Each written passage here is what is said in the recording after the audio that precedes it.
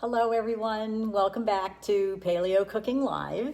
Today I'm going to show you how to cook Asian without soy or rice. Now how is that possible? Well, I'm going to show you how it's possible, and I think you're going to find that these are nutrient-packed dishes that you will love and no one will know the difference, okay?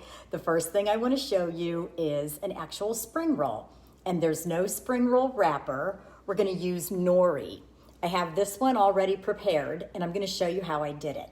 It starts off with my simple Asian slaw. You know this recipe from the website. Lots of you have already used it. And the only thing I omitted was the mayonnaise. Let me grab the rest of the ingredients, and I'll show you how to put these together.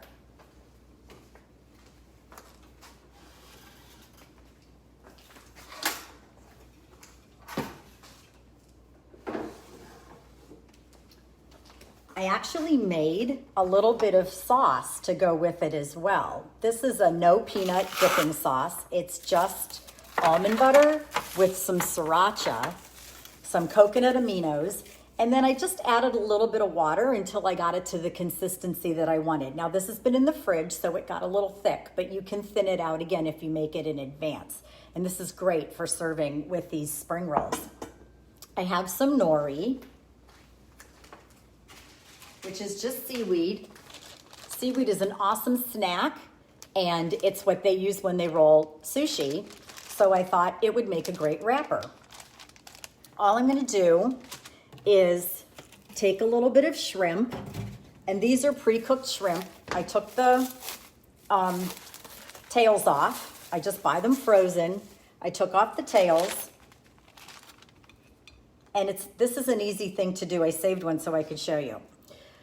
When you have the tail on, if you just give it a little squeeze and pull, it comes right off. And you don't leave any meat inside that tail. See how it's hollow? You want to eat all of that. It's good. And these are deveined, so there's just a little bit of that black in there. I'm going to take that out. All of these are already done, but I'll show you how easy it is to just take a knife and go right through where that vein was and slice them in half. This keeps them nice and thin, so when you roll your spring roll, they stay flat and they don't make big bumps, but you still get that nice seafood bite. Now you can do these totally vegetarian if you don't want to include the seafood. You can throw in some leftover chicken, you know, whatever you want. Now I've rolled these without a sushi mat, but I did find that they do get a little tighter with the sushi mat. So I'm going to show you with the sushi mat today. I'm just going to take some of the coleslaw that I already have prepared. The other thing that I did also is to keep these from getting wet, because as soon as the nori gets wet, it tends to get soft, which is what makes it edible. But see, I drained some of the liquid. It's not a lot, but it's enough to make a difference. So after I made the coleslaw yesterday, I put it in a strainer this morning to get out any excess liquid. I'm just using a spoon to place the coleslaw right onto the nori. And I already have some coconut oil preheating. And that looks about right. You want to get it nice and tight. And then I'm just going to lay these shrimp right on top. And I'm going to use my sushi mat to get these as tight as possible. Again, it's not going to get as tight as it does with a spring roll because the nori doesn't have the give in it that a rice wrapper would. But I'm just going to start by getting that turned over and then pulling the top of the mat out, because you don't want the mat inside the roll. And then just using the mat, all those little bamboo sticks give it nice even pressure. And that's it. Now I just have a little bit of water right here that I will use to wet the edge slightly, just dampen it, and that helps it stick. And that's it. And I'm not going to close the ends because the filling has stayed inside enough that it will not come out when I make the batter. So I'm just gonna set that one aside and I'll show you how to make the batter. I love tempura batter. The problem is it has flour, and I found that if I use tapioca flour, I get a much better result, and it's just as crispy and light as any other batter that you would use with any type of flour or gluten. And this is very simple. In this dish, I already have a cup of tapioca flour, a 1/4 teaspoon of baking soda, and a 1/4 teaspoon of salt. And I'm going to add about a cup of sparkling water. And I just have a can of sparkling water here. And you know what I think would be delicious is if you have a flavored sparkling water like lemon. I'm just going to beat this egg yolk first. And another handy trick is put a damp towel underneath your bowl, and it kind of keeps it from rolling around. There's not a whole lot in here, so it's going to roll a little bit. I'm only going to add about a 1/2 cup to start. And you can see that's nice and effervescent. And that's going to react with the baking soda. Last week we talked about the difference in chemical leaveners. So if you want to go back and watch that again, I'll show you all the differences between baking soda and baking powder and all of that stuff. But anyway, the acid in this fizzy water is going to activate the baking soda. So the tapioca flour is just going in. I'm going to put the whole thing in and start to beat it. And then if I need to add more water, I will. I started off with more water when I was first developing this recipe, and I decided that adding a little water at a time will help control the consistency. So I'm just going to add a little more. And tapioca tends to get really thick and stick, so you just want to keep moving it so it doesn't seize up, and you can see now it's starting to come together. And I think that's a nice thickness. And you want to make sure all of your ingredients are really cold when you're making this tempura batter. That helps keep it really super crispy.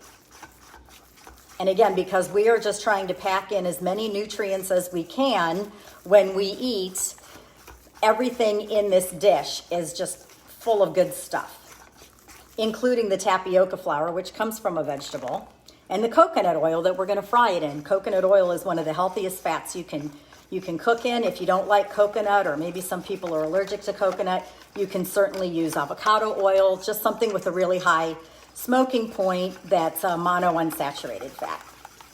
So I really like the way this looks. You can see it's a little loose, but it still has some body to it. And now I'm going to move everyone to the other side of the kitchen. My camera person is off today, so that's why I'm kind of doing this weird angle from the stove. But everything's happening on the stove today, so let's get a little closer, and you can see what I got going on there.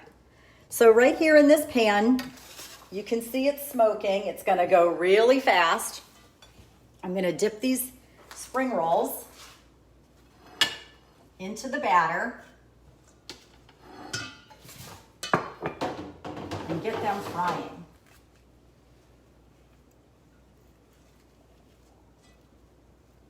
And you can just drop it in with your hands, but be very careful. Don't let your fingers touch the oil.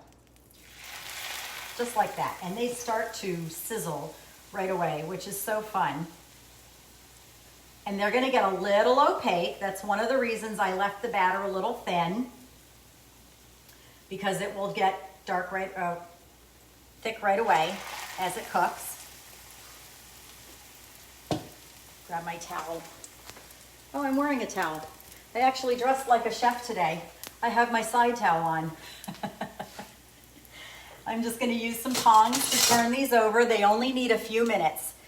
You could probably prep these in advance a little bit, but not too far in advance. I wouldn't do them day before or anything. I would do them maybe same day, a couple hours before, because I would be careful how that nori reacts after being in the refrigerator for a long time.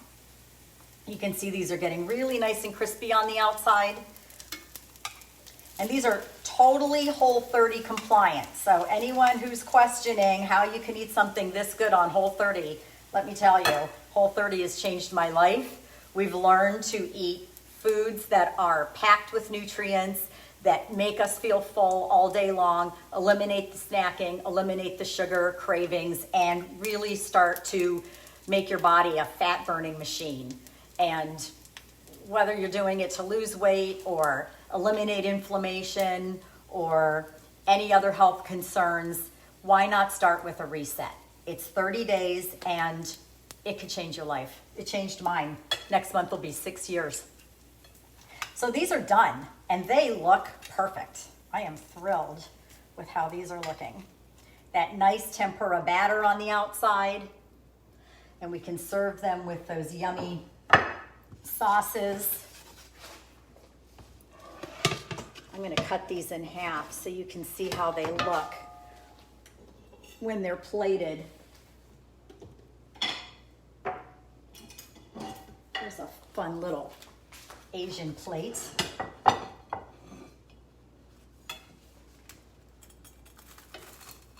And you can hear that crunch.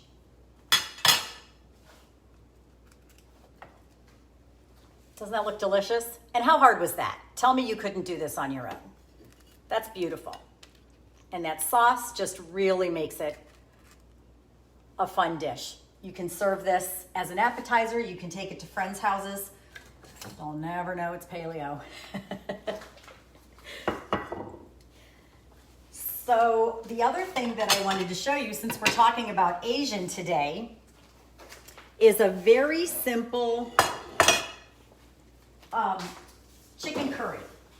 And I'm telling you, everything in this dish is super simple. I'm just going to use another skillet and some avocado oil. Get this pan nice and hot. And the trick to making this really easy is having the chicken already done. So most of you have seen that I do my Instant Pot chicken a couple times a week. This is really simple. I cook chicken thighs or breasts, but I like the thighs, with some olive oil, salt, and pepper. That's it, in the Instant Pot. They go in for 12 minutes if they're thawed, 20 minutes if they're not thawed. They come out, you shred them. You can make sandwiches with this, lettuce wraps.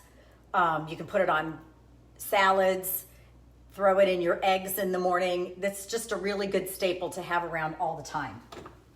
And what I like to do is heat the oil and then just add the chicken pieces as much as I want. I'm actually making dinner early while I'm cooking for you, so there'll be 3 of us eating tonight. And I like to consider about a 6-ounce portion of protein when I'm cooking. And I usually buy organic chicken. You don't have to buy organic chicken. I just prefer it. I'm going to use some bone broth in this recipe. So the bone broth will be another way to get the healthy fats, to get the protein, and also, it's just really good overall for your gut health because of the collagen. And 70% of your immune system resides in your gut. So, what I always say, your gut is your garden. Do you want to grow weeds or do you want to grow flowers? I want to grow flowers. So I'm just kind of breaking this up with the tongs. Super simple. It's already hot. And then I'm going to do something called deglazing the pan. As you know, I prefer not to work with pans that are non-stick. So this is a really good technique. I'm going to use the kettle and fire chicken bone broth and just add that in there. And the heat is up high enough, you hear that sizzle right away. And what that's going to do is get all of that little bit of chicken that's stuck on the bottom of the pan to release. And it's going to make it a really yummy sauce when you get all those brown bits up off the bottom of the pan.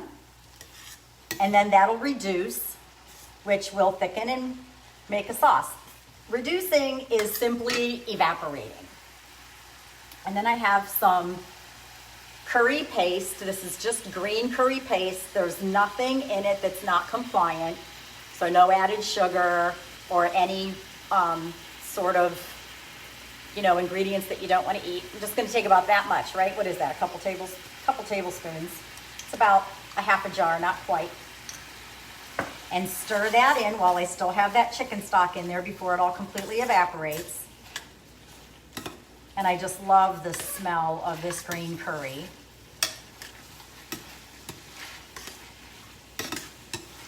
And then to finish this off, just going to add a little full-fat coconut milk. I'm adding about a cup. These cans are about 13.5 ounces. And we're just going to turn that down and let it simmer. You don't need simmer sauce. You don't need to buy that stuff in the store already made, full of preservatives and chemicals that you don't want to eat. You can make your own. I just did this for you. It's real time. There's no editing here.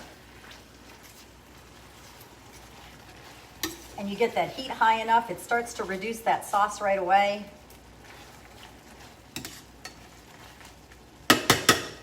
You can add some salt and pepper. If you like it really spicy, you could add a little cayenne or pepper flakes, whatever you like.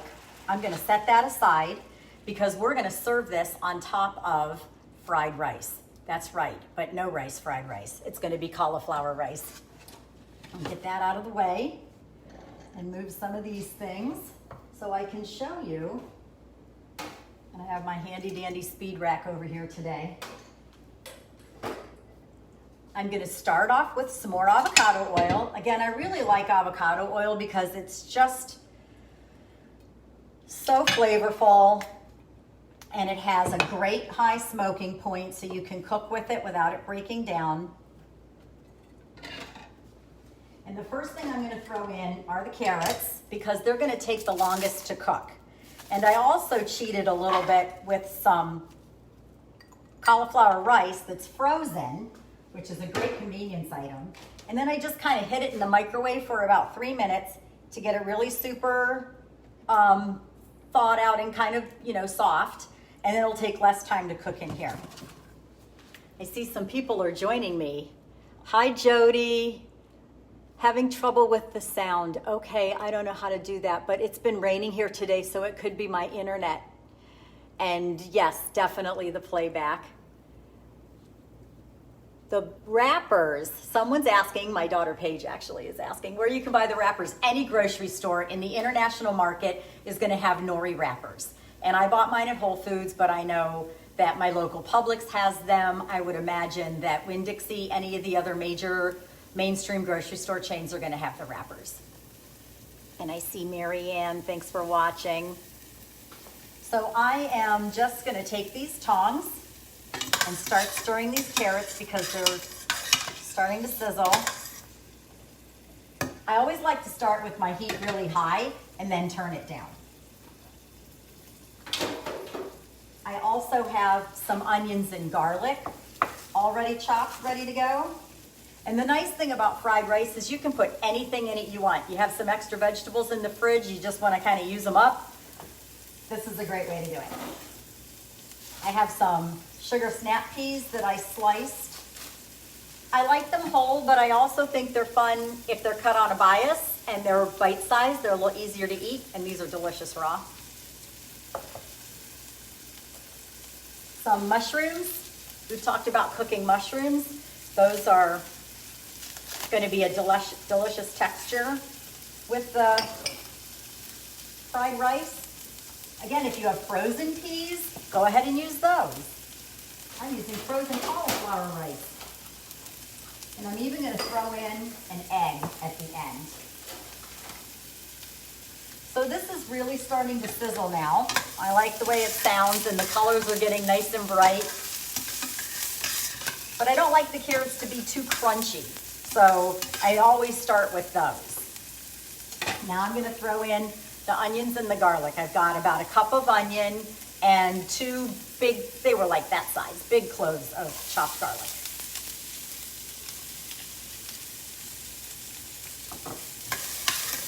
Stir that in. I have a great video on how to chop onions. If you go to my YouTube channel, you'll see it. I really break down some knife techniques to make it super simple. And again, whenever I'm sauteing something, I make sure that I shake the pan so everything's level, nothing's stacked on top of each other, and they're all gonna cook nice and evenly. I'm gonna grab a fork. I am dying to taste this chicken.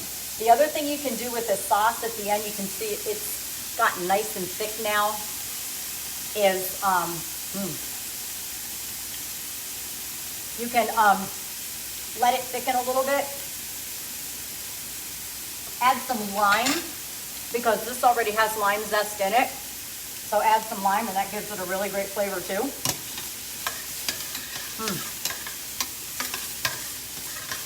And the pre-cooked chicken is very neutral because it only had olive oil, salt, and pepper. So you can season it however you want. You can make it Italian, you can make it Asian, whatever suits you. It's great in a Mexican bowl with some cauliflower rice and some salsa and guacamole on top. These are all completely compliant, and they sort of fit in with our stuff over stuff combinations. Now I'm going to add the snow peas and the mushrooms. This goes really fast.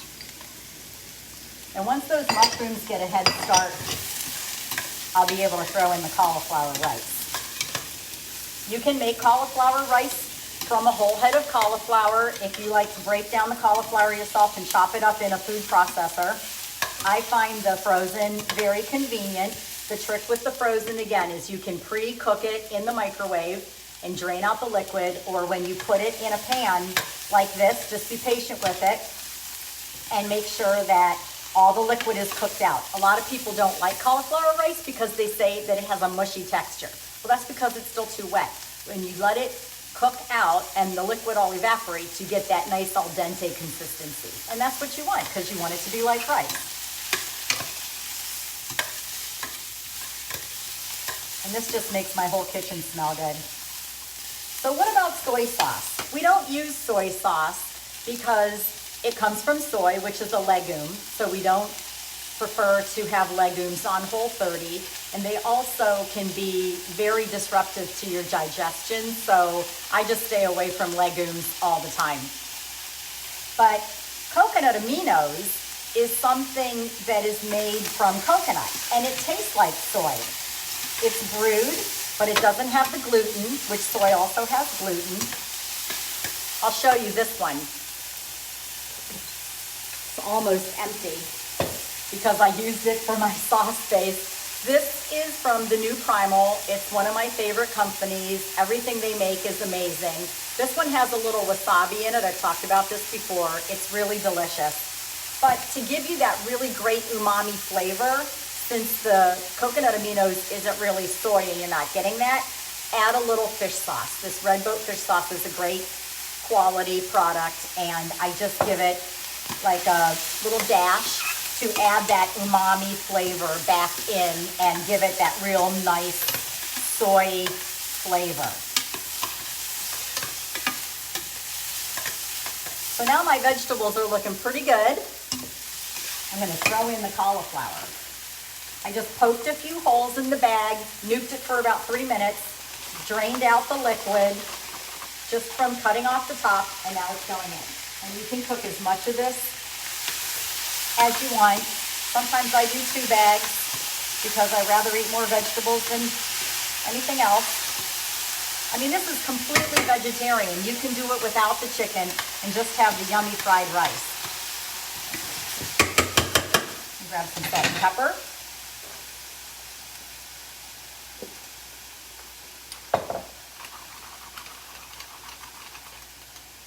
The other key to anything Asian is some fresh ginger.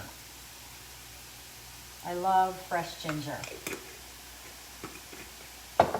So to do fresh ginger, this is my trick. I have a grater, and I don't peel the ginger. I just grate it right into the dish or right into the whatever I'm measuring. I'm going to do about a tablespoon, and I can tell just by what I'm adding when it's about a tablespoon. And you can see all the skin stays on the top. and on the top of the grater, and all the ginger's on the bottom. And you just push it right in with your finger. It's already grated. You don't have to peel.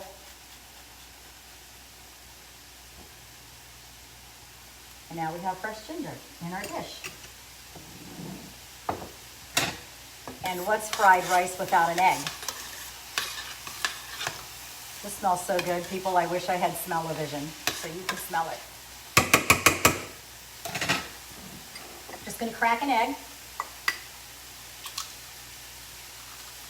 I like organic eggs too, but you know, get what you have.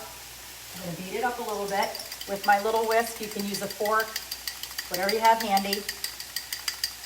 Isn't this the best part of fried rice? And now we're getting an extra add of protein with the egg.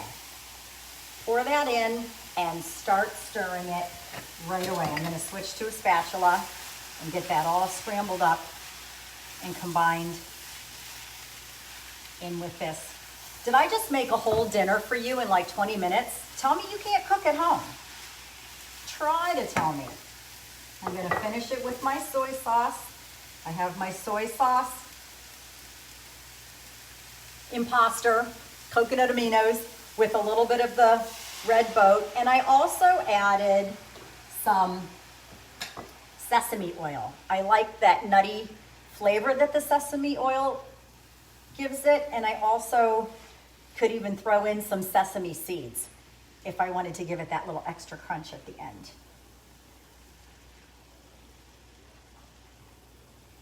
And that's really all there is to it.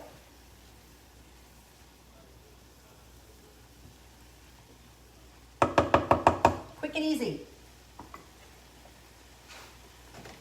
I'm gonna grab a plate, show you how to finish this up. I love bowls. Bowls are so comforting.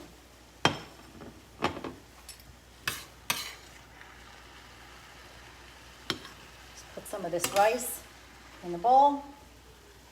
See, I even call it rice. I don't even call it cauliflower. And then just, oh, it just smells so good. Spoon some of this chicken right over the top. Serve as big a portion as you want. There's no calorie counting here. We're only eating good, nutritious food. When you eat good, nutritious food, you don't have to count calories. You don't have to count macros. You're getting what your body really wants. Let me show you how to plate up that egg roll with the sauce. Spring roll. Here's the sauce. It got a little thick, but I'm gonna do something fancy.